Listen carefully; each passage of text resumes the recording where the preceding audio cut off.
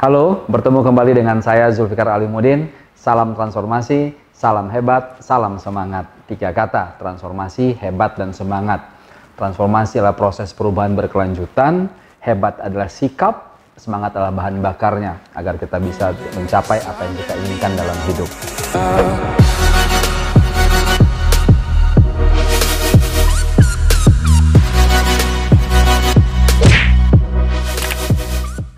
Teman-teman semua, di sesi kali ini saya membahas tentang anak tangga kedua dari 7 anak tangga tentang membangun kekuatan diri, yaitu plan ahead, merencanakan di depan. Apa sih yang spesial dari ini? Nggak harus saya sampaikan, dan kok penting banget nggak sih?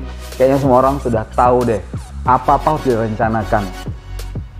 Benar demikian, namun pertanyaan saya adalah, seberapa sering apa yang sudah kita rencanakan tapi kita bisa jalankan atau tidak? Apa buktinya? Berapa banyak di antara kita yang suka menuliskan segala macam cerita, keinginan-keinginan kita, rencana-rencana kita, namun berjalannya dengan waktu, rencana tetap rencana. Tidak satu pun yang dijalankan. Ada 2 masalah terbesar di situ sebetulnya. Mengapa? Apa masalah terbesar itu? Yang pertama adalah yang kita tuliskan itu bukan rencana, tetapi keinginan-keinginan, ya, yang saya bahas di sesi sebelumnya. Hope, harapan, keinginan yang kita tuliskan. Apa sih contohnya? Saya ingin naik haji, saya ingin punya mobil, saya ingin jadi kaya, saya ingin terkenal. Itu semua keinginan. Kemudian dituliskan, pada tahun sekian saya mau ini, pada tahun sekian saya mau ini. Itu semua keinginan, bukan rencana. Lantas bagaimana rencana? Rencana itu adalah yang saya bahas di bagian motivasi. Ingat tadi ada sebelumnya saya bahas harapan dan terus motivasi. Motivasi adalah pecahan-pecahan dari sebuah harapan yang besar. Nah, pecahan-pecahan ini harus dituangkan dalam bentuk rencana. Apa artinya rencana itu? Ada tindakan yang terukur. Apa sih bicara terukur? Maksudnya begini loh. Kalau saya bilang besok saya mau kerja keras, itu tidak terukur. Tapi kalau saya bilang besok saya, kalau membangun rumah, besok saya mau menggali tanah sepanjang 4 meter, sedalam 1 meter, sepanjang 20 meter, itu baru namanya rencana. Karena dengan itu saya bisa tahu persis waktu saya tulis, kan saya ngukur diri saya, sanggup nggak? Saya punya nggak daya dukung yang saya butuhkan untuk mengerjakan itu? Sama, saya ingin kaya. Saya ingin kaya 10 tahun lagi. Itu rencana? Bukan. Itu hanya keinginan, bahkan hanya mimpi saya bilang. Tapi kalau saya bilang, oke, keinginan saya adalah punya kekayaan, jadi orang kaya dalam waktu 10 tahun. Berapa besar kekayaannya? Saya tentukan, misalkan sekian miliar, 1 miliar misalkan. Dalam 10 tahun. Maka apa kemudian motivasinya? Motivasinya berarti saya harus bekerja demikian untuk mendapatkan penghasilan ini. Dari penghasilan sekian, saya harus sisihkan untuk investasi sekian. Itu bentuk motivasi-motivasi. Rencananya apa? Nah, sebutkan. Apa yang mau dikerjakan? Saya mau meningkatkan skill public speaking saya, sehingga saya bisa hustling atau kerja tambahan jadi MC. Saya ingin meningkatkan public speaking saya dan gaya ngomong saya agar saya bisa nge-vlog yang menarik gitu. Sehingga saya bisa dapat income dari YouTube atau sebagai endorser. Nah, itulah rencana. Untuk itu yang saya harus lakukan adalah setiap minggu saya harus ikut online course tentang public speaking skill. Atau saya punya keahlian atau kesukaan memotret. Berarti saya harus meningkatkan kemampuan saya membuat foto yang menarik. Baru namanya rencana.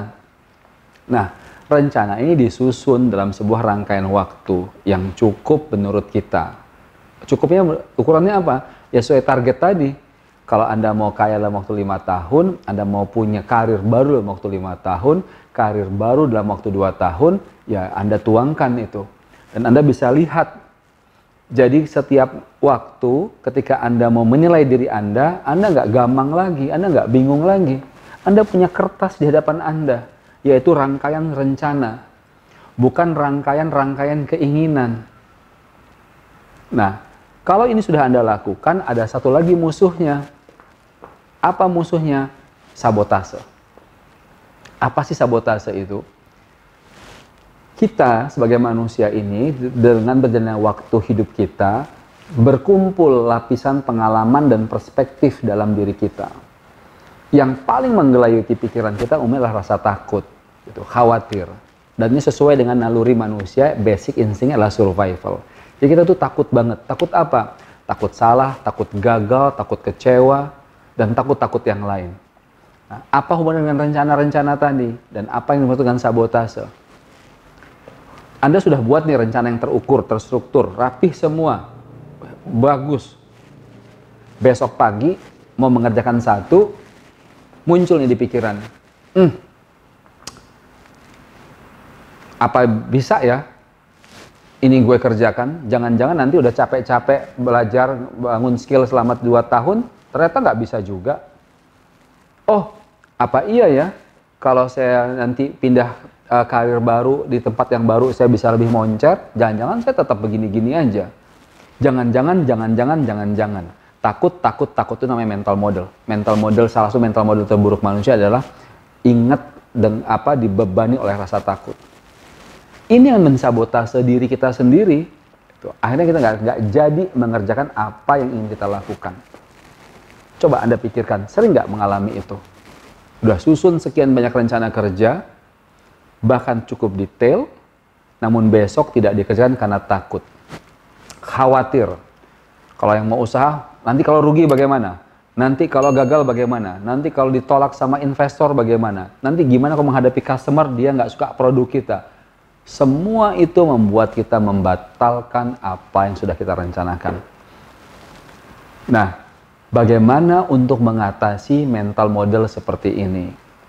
Apa yang harus kita lakukan agar setelah rencana-rencana ini menjadi tertulis dengan baik, tergambarkan dengan baik, kita bisa melawan mental model kita. Nggak gampang loh melawan mental model. Tuh. Apa sih contoh gampang yang positifnya mental model? Ya, saya tambahkan sedikit di sini. Contoh kita bersepeda atau menyetir mobil. Waktu kita nyetir mobil, kita mikir lagi nggak sih? Kan kita lakukan saja bersepeda. Karena semua kegiatan itu ada dalam mental mindset kita. Gitu. Coba kalau ngerjakan soal waktu ujian, apa bisa langsung begitu? Mikir kan? Mikir dulu. Karena belum jadi mental model. Karena masih sebagai sebuah cara proses yang harus kita kuasai pada waktu itu juga. Nah, kalau mental model yang bicara menyetir mobil atau bersepeda, itu udah hal yang, atau mandi pagi, itu sabun, itu udah nggak usah mikir lagi. Ya nggak? Tapi banyak sekali mental model yang negatif yang mensabotase kita. Nah, ini perlu dilawan.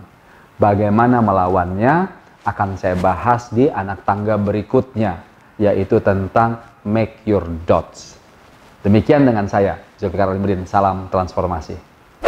Demikian videonya. Jangan lupa di like, komen, dan subscribe. Bunyikan juga loncengnya. Dan kalau kamu suka, pikir bermanfaat buat teman-temanmu yang lain, di-share ya.